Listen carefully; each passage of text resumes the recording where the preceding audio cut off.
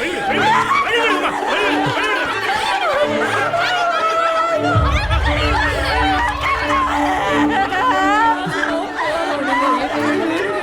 குழந்தை தொட்டி ஒரு விழுந்துச்சுடா. பச்சை குழந்தை வெயிட் கூட தாங்காம செவரு உடைஞ்சு கீழே விழுந்துருக்குது. என்ன பில்டிங் கட்டிருக்கானுங்க? காசு அடிக்குமா?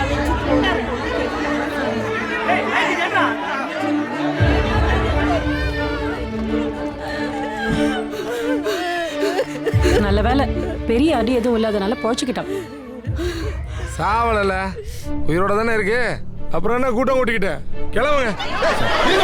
இருங்கப்பா, நான் பேசுறேன். நடந்தது ஒரு விபத்து. ஏன் நீங்க வீடு கட்டினா சின்னதா விரிசல் விடுது இல்லையா? இந்த சின்ன விஷயத்தெல்லாம் பெருசுபடுத்த கூடாதுப்பா. எது சின்ன விஷயம்? இன்னைக்கு இந்த குழந்தை மேல விழுந்த மாதிரி நாளைக்கு தூங்கிட்டு இருக்க வயசானவங்க மேல விழாதுன்னு என்ன நிச்சயம்?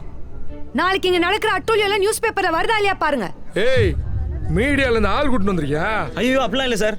நிலா, இது எங்க பிரச்சனை, நாங்க பாத்துக்கிறோம், நீ இதை தலையிடாத. டேய், என்னடா பேசுற நீ? மா நீ கம்முனுமா. நிலா நீ கிளம்பு. நிலா,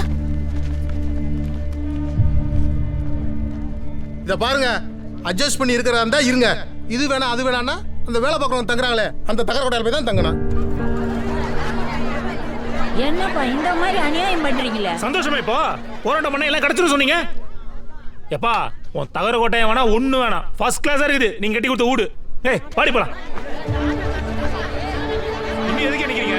எல்லாம் கிளம்பி போங்கயா.